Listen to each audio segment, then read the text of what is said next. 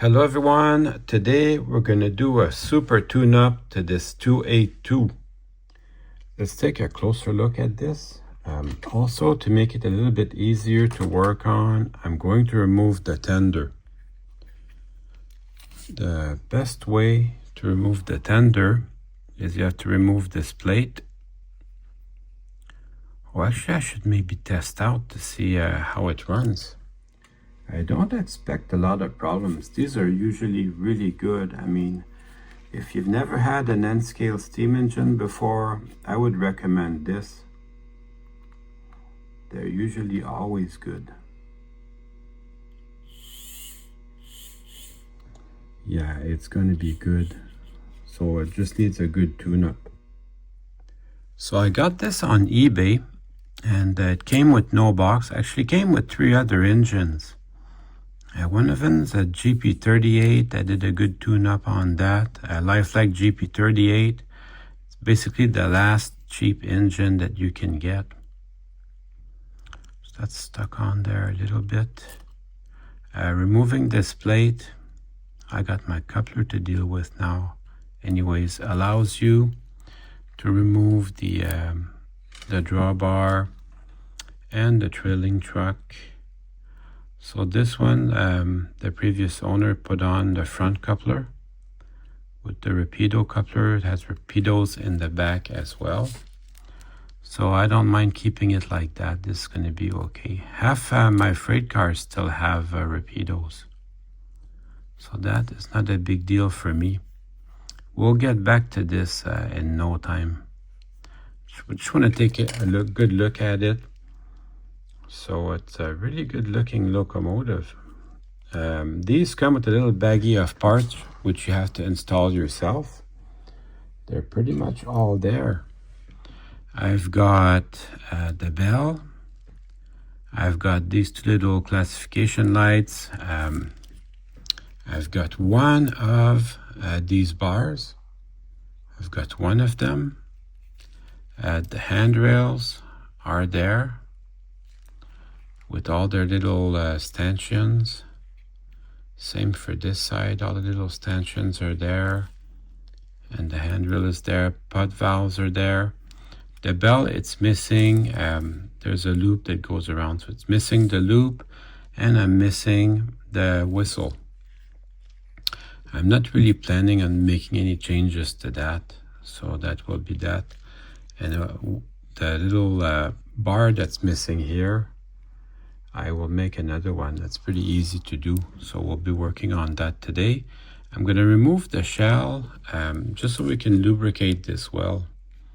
So the first part of the shell removal is the cab. So we'll just remove the cab very gently. I think you have to get under here, pry this out just a tiny bit. This is all snapped in, so you just pry it out just a bit, just to give you some room to move. And then the cab should come right out. Try the other side. The smoke box, the firebox sides are actually a separate piece. So if you wanted to paint them silver, it would be doable. So I'm prying with the screwdriver and my nail just to see if I can get this to come out. I bought the sound card to this, so we'll be doing a review of that later on. Absolutely, you have to go in there, snap that little piece out, the little walkway basically. Snap the little walkway out and take your time. Once the little walkway is out, you can remove the cab. So we're going to clean that, remove the 2 seats. You can have a good look at all your cab, You know what? I'm going to take a little bit of gold paint. I'm going to paint the dials here. That will be a fun little 2-second project. I got a gold paint pen I picked up at the hardware store. And I can come in and paint the dials.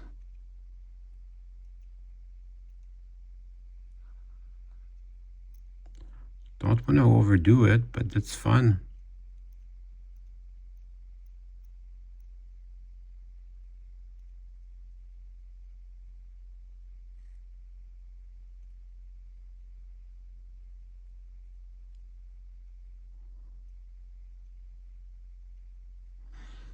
Just for fun. So I'm going to continue to remove that. I think the two walkways on the side go next. So let's just see what we got. I think these are pretty easy to remove. Don't want to pull too hard for no reason. It's always a question of taking your time. The smoke box and then the walkway should go next.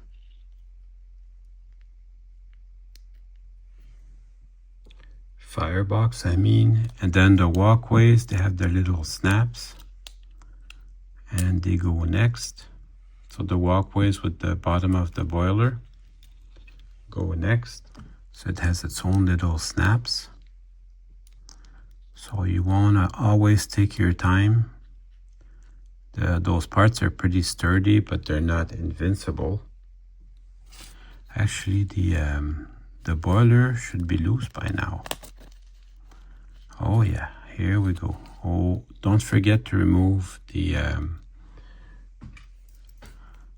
two handrails, because they are attached to the front of the boiler, which is called the smoke box.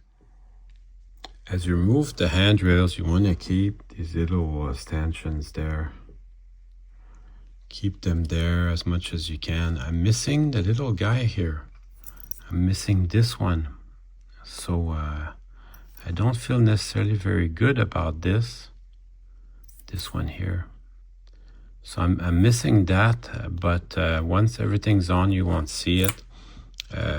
Keeping them in place is going to make it a lot easier to put back the handrails.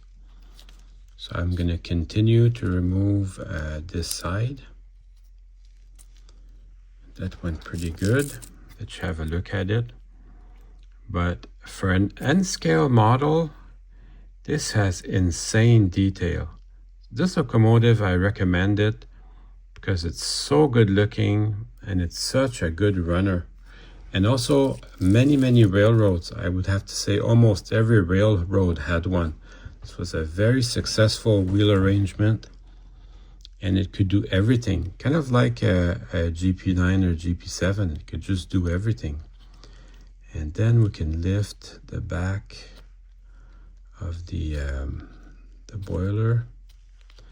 That should lift right up, easy breezy. And set that aside. And then we can work on the front, known as the smoke box. Don't forget to disconnect this. I'm just going to set it to the side.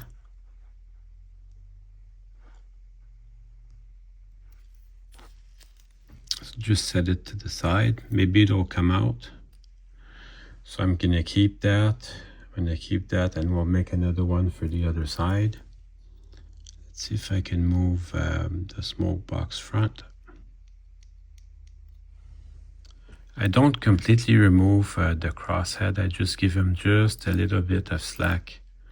That allows me to just squeeze it by. So absolutely, you just want to squeeze it by there. And then you can remove this weight. Then you have access to your motor and the flywheel and your worm gear, because we're going to relubricate that. This little circuit board which can be removed. This is the retainer for the worm gear. And that's pretty easy to take out.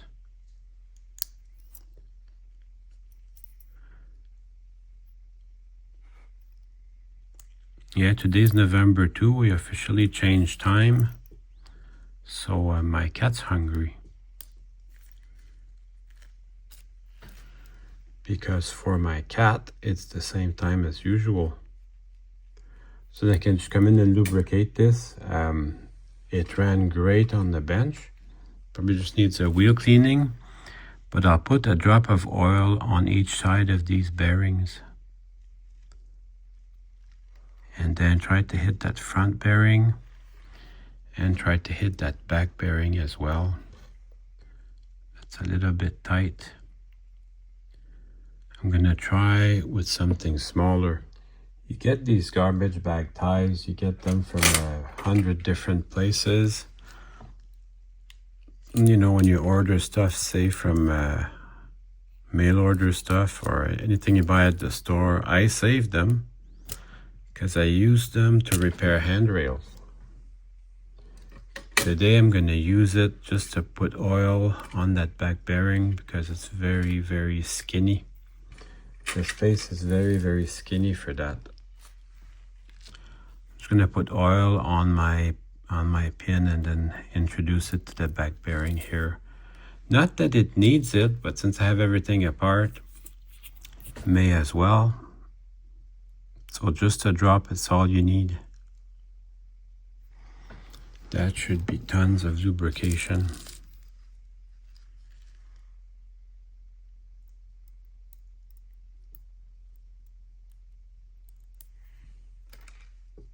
And then I'll just run it with my hands. And now I'm going to clean the wheels at this point. All I do is I'll turn it a quarter turn. Right now I've got my crank at the very bottom. And then I'll take my rag and I'll just clean the wheels like so.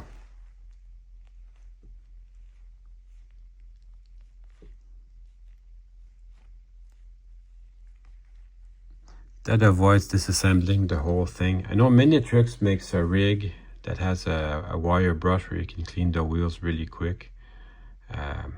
That's another option. Now you can rotate this by simply putting electricity to each side of the frame. So then I rotate it another quarter turn and then I continue with the same process. And I do the other side at the same time. Wow, look at that. I probably would not have noticed that if I hadn't taken the engine apart. But this number 2 driver is completely out of time with the other ones. This one is your main driver, so that stays in time. This one has no gear, so it follows the number 3 driver. This one's out slightly, just ever so slightly, and this one's completely off. So I'm gonna retime this immediately. And since I have the brake detail out in my hands, that obviously didn't keep the engine from running. So to have this out in my hands, I'm going to clean it. As you could see, it could not prevent it from running, but it just doesn't look right. So I'm just going to time these together like that. Same with that one, as to go just one notch. There now, that makes all the difference. I guess somebody was in there. So while I have this open, I am going to lubricate it. Same thing as before, just one little drop.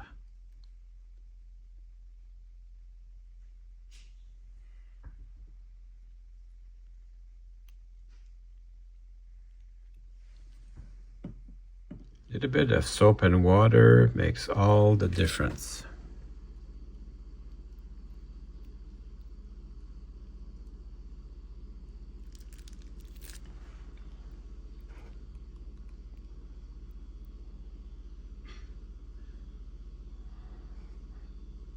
So these brakes, they fit in between each wheel. That is a lot of detail for just a small engine, but I like it. Now I am going to lift this plate again later on to put the tender back, but I'm gonna go try this now just to make sure I got it all put back together correctly. All right, just a quick check.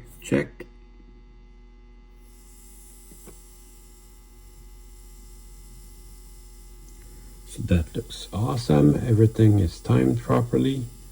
I'm really happy with that. Just testing out, making sure that it runs properly. So if it runs properly with just the locomotive, it gets a lot of help from the tender. So it's gonna run great with the tender. Kato pioneered this technology where the locomotives pick up electricity from the tender. We're just gonna make some notes here before we disassemble this. The trailing truck does not do anything for electrical pickup. So that's gonna get cleaned just for appearance, but you can see two little wires here. Now these bring electricity to the locomotive. And you can see on here that they go inside of these contact strips. There's two little contact strips here. So they go inside of that. So I will be taking this apart in a second to clean it. But just so you have good pictures of where everything goes. This is real easy to take apart. I don't know if you can hear the train, but my house, there's a train almost every 10 minutes.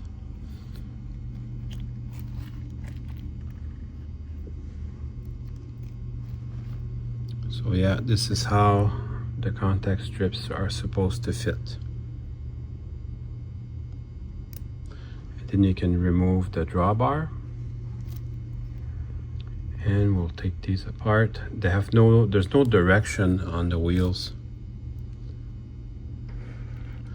But this could supply the power for the locomotive alone. This is really, really good. And they have these little contact plates here on each side. This is really detailed. You can see through them. They made a hole so it matches the side frames of the trucks. This is really beautiful. Really good stuff. And then the rest of the tender takes apart like that. Oh, I can see my ladder is out of whack. So that we're gonna fix that. I guess they tried to glue it, maybe. So we're gonna fix that without too much problems. It's just out of its place. It's not broken, so that's good news. Used to say Pennsylvania on there. I don't think I'm gonna change that. I think I'm gonna leave it just like that. But you can open up the tender. There's just 4 snaps. Super easy, barely an inconvenience. I don't need to today. I just want to clean the wheels. There isn't much to it. I just cleaned them with my rag.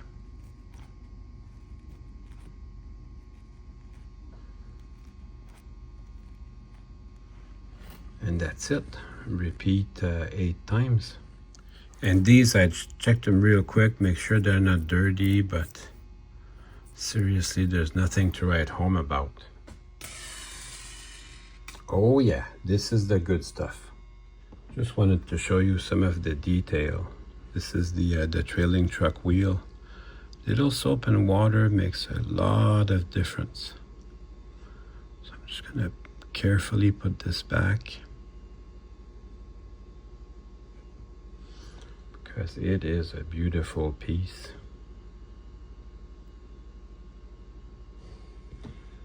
And then show you some of the detail from the side frames. I am keeping the Rapido couplers on this. Also wash the tender.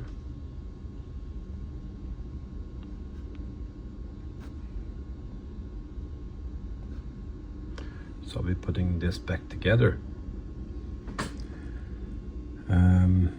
Yeah, be really, really mindful of this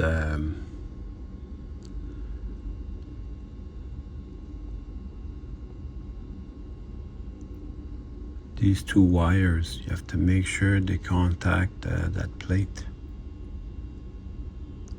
and they go over and under, so it's a little bit tricky. I removed that first wheel so I could see what I was doing, but that's it. They go over and under. Gives you a better look, so if you're trying to do this, you can see. And then that's going to go right back on the tender.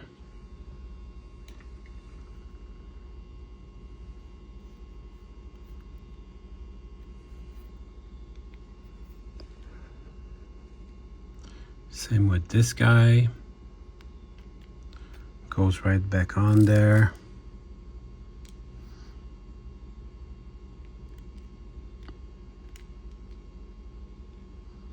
They could use a plastic part to hold this. I appreciate having an extra screw. For some reason, I think that's good quality. Make sure that they can swivel. And that's it. My tender's back on track. They don't make parts for this engine anymore. I got a feeling they kept all the tooling just in case they want to reissue some. Fortunately for you guys, there's still a lot of them out there. You can even find some that are new old stock. So if you want to have something precious, you know, get one of the new old stock ones. If you don't feel like putting on the little baggie of parts, there's some mint ones out there. I like the real fixer-upper ones, so there's lots of each. You can get a new old stock, a really good used ones, or a messed up one. You have the choice. I'm gonna make the missing pin now. Find a garbage bag tie wrap like this. Remove the plastic at the end, straighten it out. And then we're gonna remake this part. So I'll just take a little piece, a little plier, and bend it to shape. Just like that. So I make the first bend, just like that. And you just make these two bends, and you cut it down to size. And there you go, your repair part is complete. Just need to paint it. Let's put it all back together. So I put the tender back last because it's a lot easier to handle the locomotive with the tender off. So I try to look at what I'm doing while I'm doing it.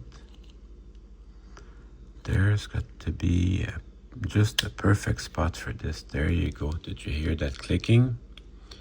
And then we'll put the smoke box. That's something neat that they did. They put the smoke box and the fire box so they can be painted separately. You have to spread out. You have to spread out the steam chest just a little bit. Of course, on the real locomotive, you cannot spread this out. And then you can slide this in, nice and easy. And you'll feel it when it's in. Basically, the gap here is very small. And then we'll put the sides, two smoke box sides. I like to start my firebox. The firebox, it goes in and in.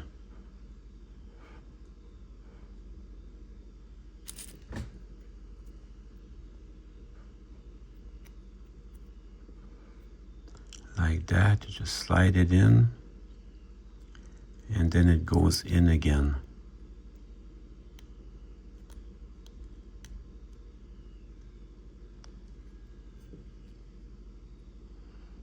Just very neat how they did it. And this is from the 90s, and the plastic is still malleable. I mean, look at the detail on this. It's absolutely gorgeous. So that goes in like that. It has little tabs where it rides.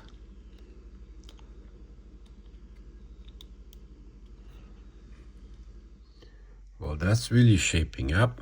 So next comes the two seats.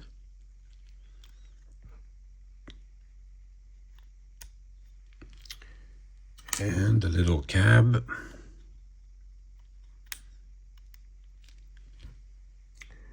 And it has two tabs also on the two running boards there. So that had to just spread them out just a little bit to get them past. But it's not hard.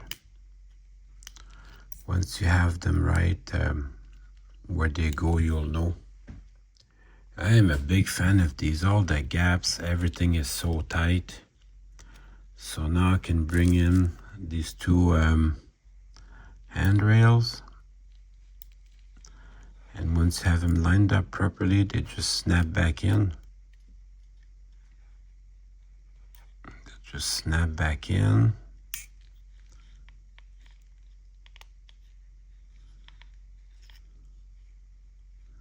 And that's fun and easy.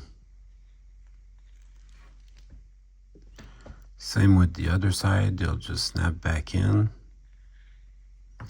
once you've got them lined up properly.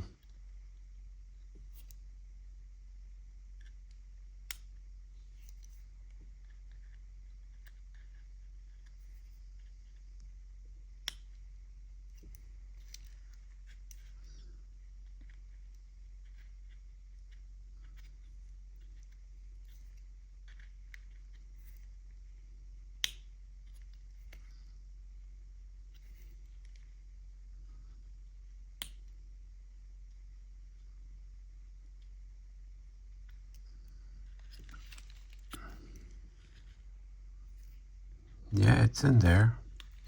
And I really like how they follow the shape of the boiler correctly. That is good stuff. And then we can put those two little last pins. I like to use, put the one in the firebox first. And I'll just guide it to the hole in the pilot beam. You can see my reproduction one is closer to the camera. So that's that. Now all I have to do is reattach the tender. So I'm going to reattach the tender. You can see these two tabs. They bring these two wires. They bring power to the locomotive. So that's kind of important. Kind of important to keep track of that. And then I just remove these two screws just to make that bottom plate loose, but it's not going anywhere, it just has to be loose. And then I bring in my tender.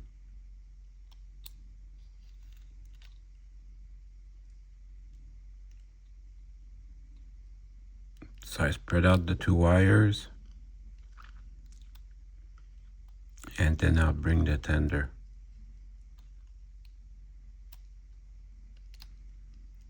And I'll double check that everything's in its right place before I put the screw.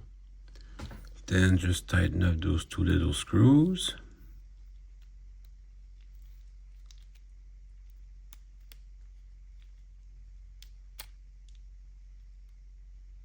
And we're ready to go.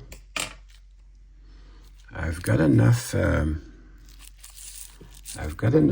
on this video for this week. So I'll do the review of the sound card next week. But for this week, I'm happy having fun with this. And now it's time to run some trains. So I am using my Kato sound box. I have a D51 sound card, which is a Japanese steam engine. But we can still enjoy that today. So turn on your subwoofer.